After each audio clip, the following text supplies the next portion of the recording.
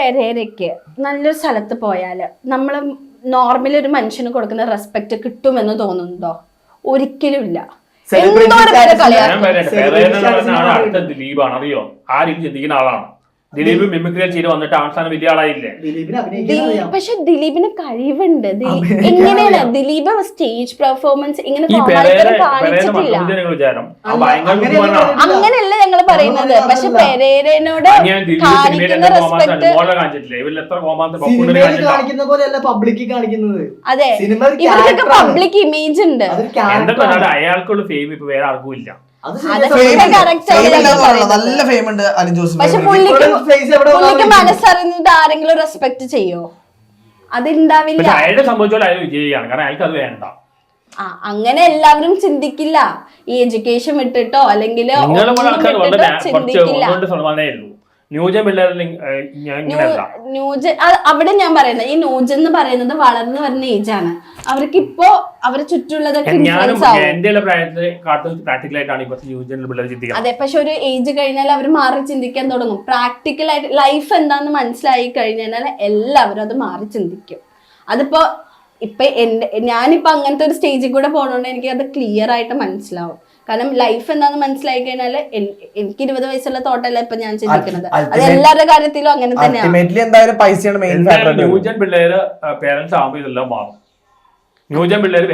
അപ്പോഴും നമുക്കതൊരു ഹോപ്പാണ്.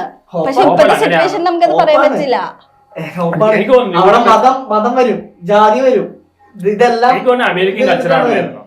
അതൊരിക്കലും ഇവിടെ വരില്ല. ഇന്ത്യൻ കൾച്ചർ എന്തൊക്കെ പറഞ്ഞാലും വേറെ അവർ ഇമിറ്റേറ്റ് ചെയ്യുന്നുണ്ട്. പക്ഷെ എത്രത്തോളം സക്സസ് എല്ലാം പോട്ടെ. റിലേഷൻഷിപ്പില് അവര് കൊറേ സിറ്റുവേഷൻഷിപ്പും എല്ലാ സിറ്റുവേഷൻ എല്ലാം വരുന്നുണ്ട്. അങ്ങനത്തെ കുറെ കാര്യങ്ങൾ മാറുന്നുണ്ട്. ഈ സിറ്റുവേഷൻഷിപ്പ് എല്ലാം വരുന്നുണ്ട്. പക്ഷെ അപ്പോഴും പണ്ടത്തെ ജനറേഷൻ ആൾക്കാർ ആത്മഹത്യ ഇല്ല.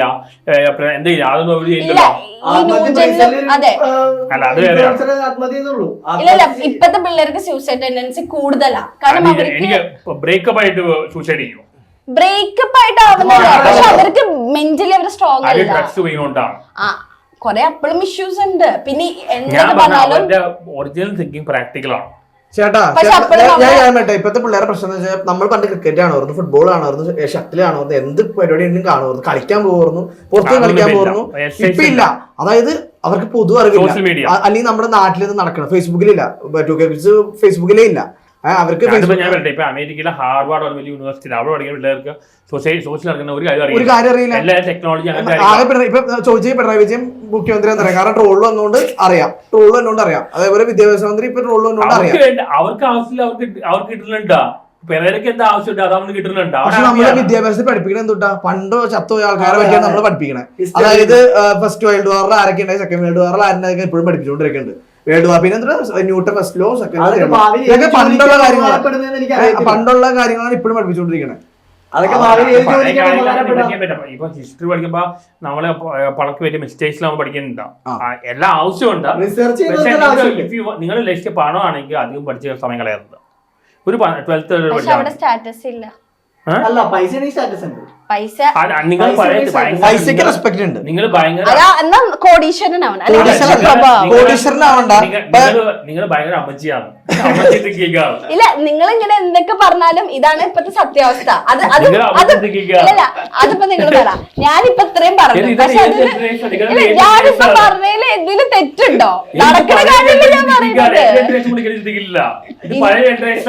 ഇല്ല, ചേട്ടൻ പറയുന്നത് ഇല്ല, ഞാൻ പറയുന്നത് ഇപ്പൊ സത്യമായിട്ട് നടക്കുന്ന കാര്യങ്ങളാണ്. ചേട്ടന്റെ പോയിന്റ് ഓഫ് വ്യൂ പറയുന്നു.